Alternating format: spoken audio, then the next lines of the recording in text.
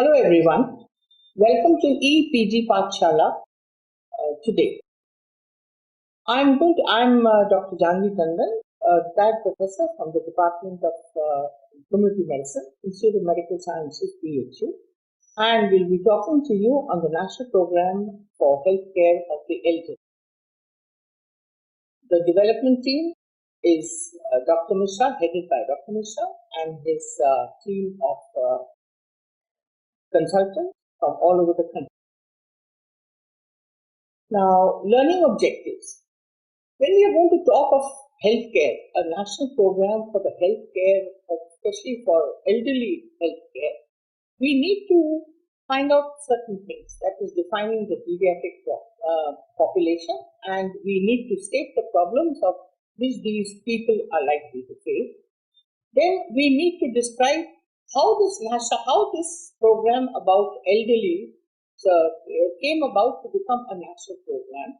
We need to enumerate the key components and, of course, state its present status of implementation. Now, what is the definition of an elderly? Definition of an elderly as given by the Government of India on a national policy on older persons in January 1999 described a senior citizen or an elderly as a person who is of 60 years and above. We must remember that all of us have to go old, and old age means different problems, different aspects of life for different situations. Now, aging of the population is definitely affected by many factors, and most of them is the modern day downward trend in fertility and mortality. What with the healthcare programs coming in, information, education, and education being disseminated through all different types of medias, people tend to understand, learn, and take proper steps in order to control their health as well as their family growth, depending on the income of the family. So therefore, if the fertility is going to go down, and as a result of good care and general health, mortality is going to go down, the aging of we will get a larger population, a higher population of the aging people. Then besides, with very good control programs in community healthcare, especially for bringing down maternal mortality, infant birth rate, and general fertility rate. So low birth rates coupled with lifelong expectancy is contributing to greater degree of aging population. Now, India is definitely facing a big problem due to the huge graying population who may be far poorer than their counterparts abroad. Definitely, and because it matters, it actually is dependent on a lot of factors. For example, in India, the financial security for the elders is greatly lacking. Now, why is this?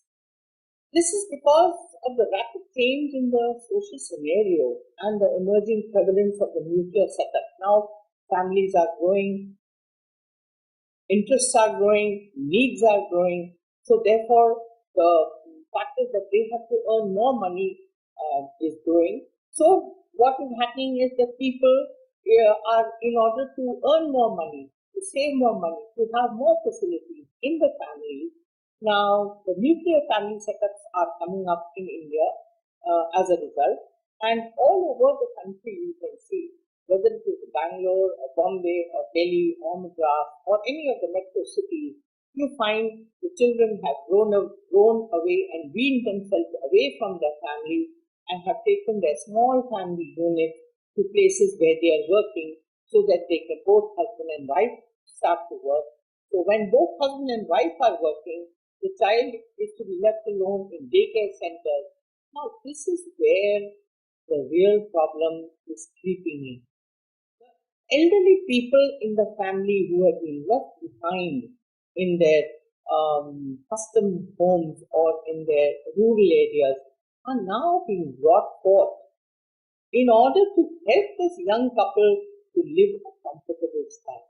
Besides, this is not only in India, but this pattern is now being set up abroad, where lots of mothers and fathers are traveling to US and to other countries to help their their children settled in a nation where they need help from these people, and that too at very low paid, in fact no pay, because parents are parents, they will not take money to help their children, and this is an emotional factor. So elderly people, when likely to be exposed to emotional, physical and financial insecurity, are likely to depend on whatever their children say. Now, the geriatric population, which was 7.7 in 2001, has increased nearly up to 8.14 in 2011 and is expected to go up to 8.94 in 2016. And with the rising life expectancy and the new lifestyles, the proportion of the graying population is expected to grow more. Now, what is the issue of challenges as far as the geriatric diseases are? The growing geriatric population has increased in magnitude, and with it, the diseases which affect the various parts of the body as we grow older, growing to a larger number. Now, many of them have especially non-communicable diseases, and it often leads to disability of all sorts. And this is where our national program is needed to be able to reach these older people and help them to lead quality lives, at least useful and quality lives. Now, in these, you can have diseases of the eye and the ear, you can have strokes, you can have CVS, you can have these people have blood pressure, they have joint locomotion difficulties, and with this, of course, with the process of aging, men are likely to get prostate enlargement, and women are likely to get backache problems. So with all these, definitely some sort of care to be given to these people in as far as possible through the outreach areas is needed. Now, these chronic, disabling and multiple health problems need different approach and management. Now, let us see what this can be. How did this program, what is the evolution of this National Healthcare for Elderly program? You see a picture before you of a beautiful apartment building and a senior elderly person, being helped by a young, energetic person on her wheelchair, and both seem to be happy. Now, this is the new trend. What is this new trend? Those people who have money have been able, now these new apartment homes or these new nursing homes are coming up, which are absolutely well equipped. And many of our older people, the aging citizens, have bought themselves places to retire and to live their life completely till the last days. There they have complete security, they have help, and they have other people to talk to communicate, and this is where they keep happy, instead of being at the beck and call of their children or the community where they have actually grown up. Now, the United Nations World Assembly on Aging, in fact, this is the beginning of this program, held at Vienna in 19. It formulated a package of recommendations which gives high priority to geriatric research. Now, the moment this was given out, all the countries started paying attention to the geriatric population, and thus in 1999 we celebrated the International Year of the Older Person, and in the same year the Ministry of Social Power and Empowerment of India promulgated the National Policy for the Older Person.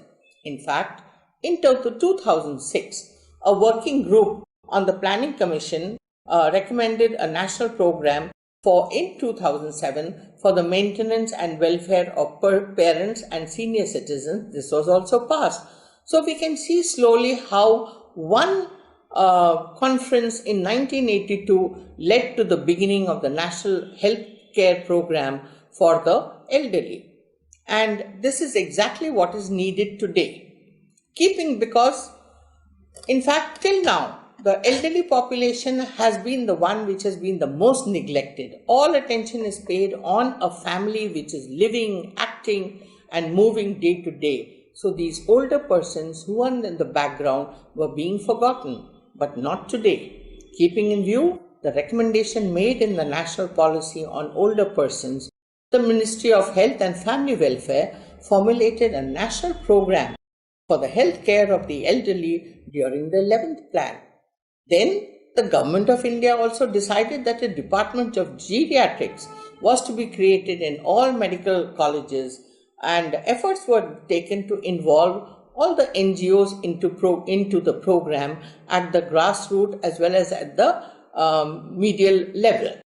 Now, to provide an easy access to promotional, preventive, curative and rehabilitation services to the elderly through the community-based primary healthcare approach was one of the main keyhold. So that particular line of administration, that is from the district to the community-based to the primary, to the sub-centers, to the primary health centers, became a very important line in order to distribute equitable and accessible healthcare to the elderly. To identify health problems, this was also important, to identify health problems amongst the elderly and provide an appropriate health interventions in the community with a strong referral backup, which is very essential.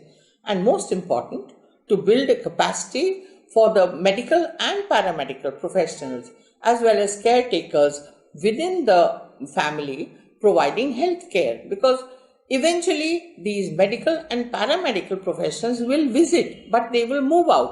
And so what remains is the caretaker within the family. So he or she is to be taught how to handle the elderly in the family. And most important again, to provide referral services to the elderly patients through the district hospitals and regional medical institutions.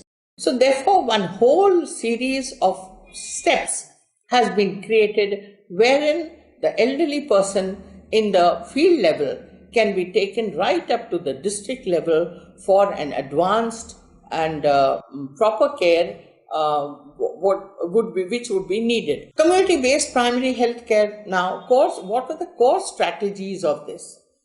Core strategies were based on some important facts. Community-based primary healthcare approach, including domiciliary visits by trained healthcare workers, very important. Then dedicated geriatric service at the PHC and the CHC, Comprehensive Health Center level.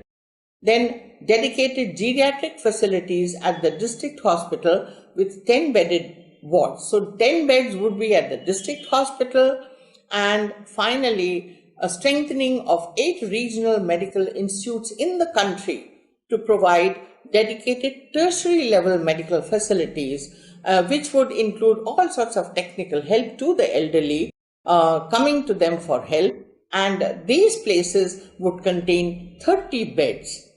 And of course, the stress on using information, education and communication for awareness in this regard right down the line was absolutely essential.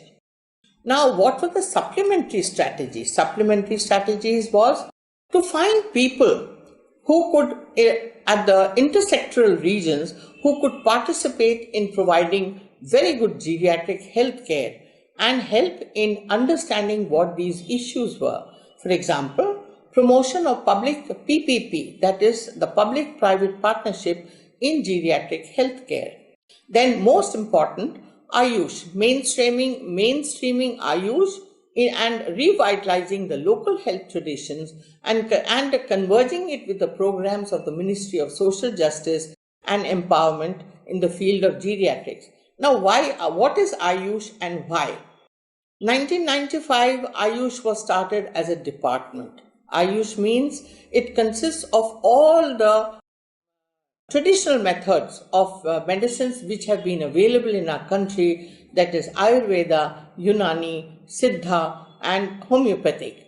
And these all have good medicines which can be utilized without harming the elderly, the fragile elderly persons coming in for treatment. So we try to include these.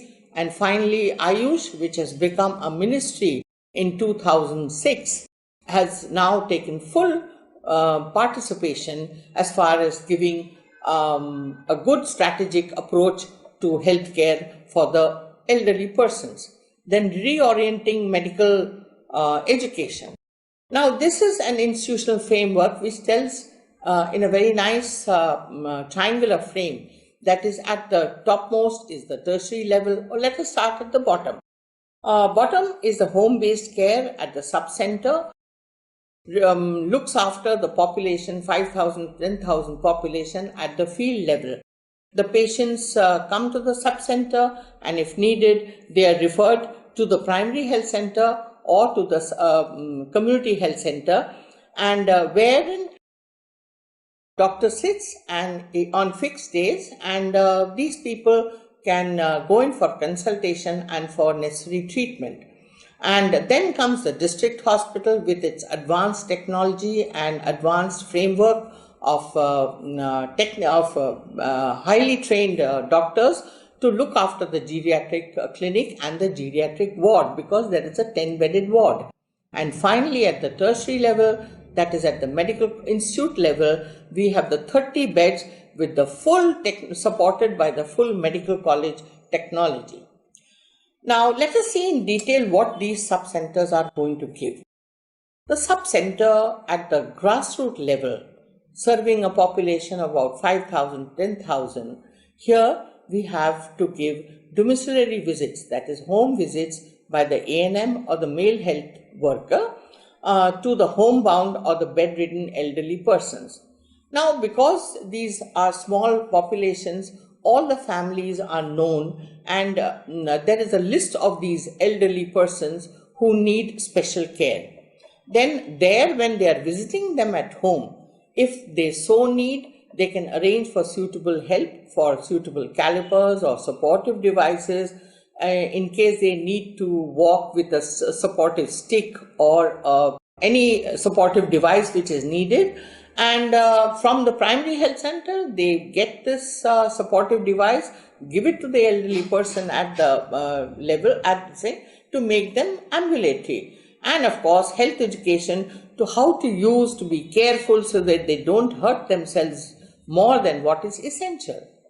The next level is the primary health center, primary health care center. This is this program has been envisaged in only selected 100 districts. Now, in the primary health center, they have weekly geriatric clinics run by a trained medical officer and with the provision of medicines, and they give different awareness teachings on different aspects of geriatrics, and if they are needed, these patients can be referred higher up, or they can be treated from the primary healthcare center itself.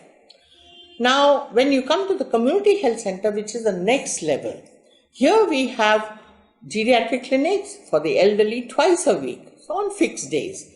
And of course, there is a very good rehabilitation unit for physiotherapy, which is very needed for making these people active. Then domiciliary visits by the rehabilitation worker for the bedridden, medicines if needed, supportive treatment if needed, and finally referral to the higher centers if it is needed from the community health center. And of course, with the community health center has 10 beds, so in case admissions are needed, they can be admitted. Now, when you come to on the general bed, but in the district hospital, you have actually 10 beds which have been allocated in the geriatric ward for inpatient care of the elderly, for those who are in need of critical care. Geriatric clinic for regular dedicated OPD services. Now here you may have patients may report every day. There are no fixed days. And you have, since it's a district hospital, you have very good laboratory investigations, and there is a good provision of medicines for these patients.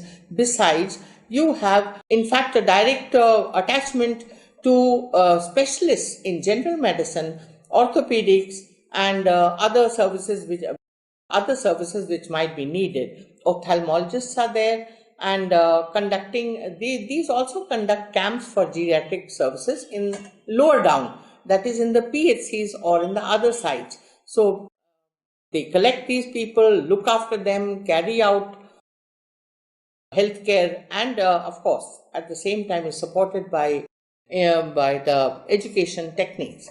Most important, the highest center, that is the regional geriatric centers. These have been created in 8 medical colleges throughout the country. For example, some of them are All India Institute of Medical Sciences, New Delhi, in fact, Institute of Medical Sciences, BHU, and you have it in Kashmir, you have it in Trivandrum, and you have in Assam, Tamil Nadu, Jodhpur, and you have Grants College, Mumbai. Now, what do these centers do? These centers have specialized geriatric clinics, and especially for the elderly and for the persons who have been referred from down the line from the primary health center or from the CHC. These have been given 30 special beds for geriatric patients themselves, and patients for various specialties for needing various help are admitted. Surgery, it could be surgery, orthopedics, psychiatry, ophthalmology, or etc. Then, since there are very good labs, so laboratory investigation for the elderly can be done very comfortably, and tertiary healthcare to these cases referred from the medical colleges, district hospitals, and below. Now, the National Program for Healthcare of Elderly guidelines and for the functions of the non-communicable diseases cell at the center. Preparation and dissemination. See, for all this, teaching material has to be made so that it could be disseminated and sent to the technical and operational guidelines on all aspects relating to geriatrics and implementation of the national program. And there is a plan for capacity building. You need to train your workers and the health functionaries in the healthcare system at all down the line, that is at the primary, secondary, tertiary levels, including developing various training models so that these are properly trained and guided to serve the population for whom they are meant. Now, most important is that for any national program, you need a proper coordination and a liaison with all the stakeholders who are interested in this department and in the program. So therefore, monitoring, review of the program activities have to be held at each level, and they have review meetings and field observations so that mid-course corrections could be done very comfortably, and this change in course could lead to better results. Then the release of funds and monitoring of the expenditure is also to be done, very important economic aspect, and organizing and this. Now, in the present status of implementation, you have very good institutes where the elderly can be given very good rehabilitation and training program, and they learn how to live their lives in a very safe manner. Now, in the present scenario, the non-communicable disease cell or the geriatric cell, whichever is applicable, will be responsible for supervision and monitoring of the program, but at the state level. But the activities of the regional medical institutes will be monitored only by the center, that is the Ministry of Health and Family Welfare, in coordination with the state geriatric cell. Now, it must be also stated that fairly a large amount of money is being released for this program so that education, technical material, technical guidance, training, management, empowerment can be done at with proper efficacy. So an amount of 153.40 crores has been so far released to the participating states for the program in 10-11, that is 2010 to 2011, and the implementation of the program for establishing the 10-bedded geriatric units in the district hospital. Besides, some more money has been released to the 8 regional centers where the 30 beds are there. And it is also said that it is proposed to cover the remaining districts of the country during the 12th five-year plan in a phased manner and increase the 30-bedded centers to at least 12 more regional centers in selected medical colleges of the country, and this is also has to be taken up. But before we end, I'd like to say that the problem of taking care of the elderly is a very, very important problem. Those elderlies who have retired from proper services where they are having a pension and medical care services are good. But those people who have not worked in such a situation and are ultimately at the end of the day, in the evening of their lives, are dependent on their children, it is a very sad situation unless some medical aid, education, and selected efforts are made to look after them so that they live their lives in a happy and in a satisfied manner. So with this, I extend my heartfelt thanks to all of you for visiting this particular lesson. At the end of this lecture, I would like to show and share a small clipping to explain the meaning of the care for the elderlies. Shall we see the clipping?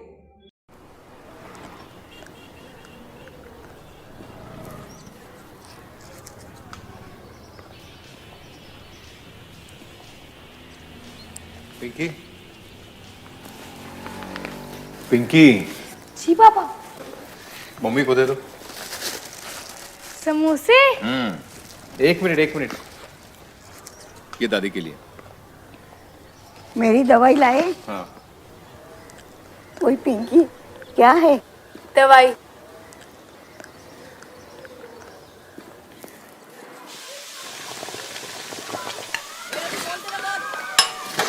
Pinky, जा पापा से पूछ क्या वो कितना लेंगे। पापा, आपको दो दूं? नहीं, एक ही देना और जरा चाय का भी देखना।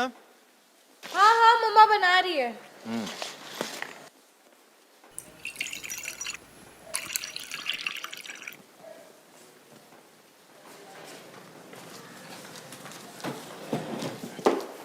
ये नथुराम का है क्या? हाँ दादी, नथुराम के। ये लीजिए एप्पल। पता नहीं अब कैसे बनते होंगे। वैसे ही बनते हैं माँ, जैसे पहले बनते थे। पहले तो यूं बड़े बड़े बनते थे, असली घी में बनते थे, उसमें बादाम डाली हुई रहती थी।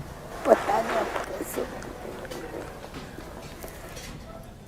पिंकी जी, एक टुकड़ा देना मुझे, थोड़ा चख लूं। कुछ नहीं मिलेगा आपको।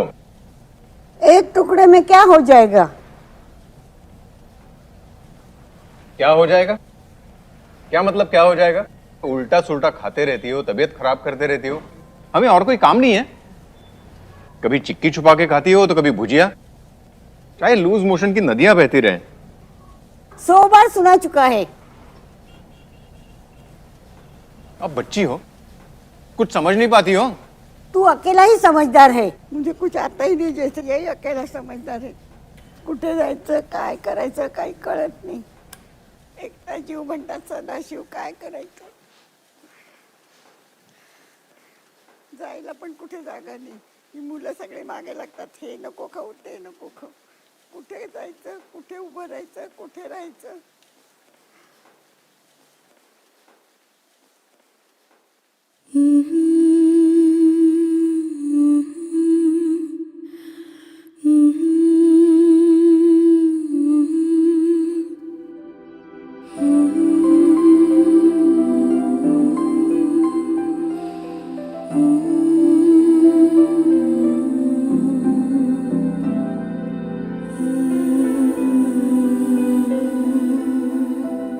Welcome back, and hope you really enjoyed the clipping, because let us put forth certain very important points.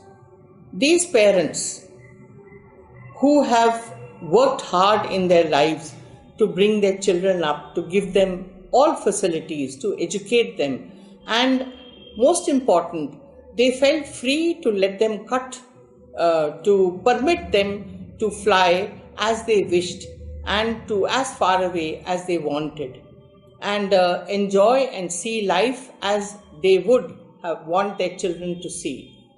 But at the end of the day, it is very important for us children and for you children to remember that whatever said and done, your parents have grown old now. They need that stick to walk, and let that stick be you. You and your family should never abandon your parents to a life of misery or sadness or of uncared life in their old homes. And it is better to give them the support of which they would remember during their lifetime. And even if one is far away, be in touch with your parents regularly. And most important, give them this salute for that beautiful life which they have led, and give them a wonderful evening of their lives so that they remember and they pass the rest in safety, comfort, love and affection from all of you. And for attending the EPG Pathshala, so my all best wishes and good day. Thank you.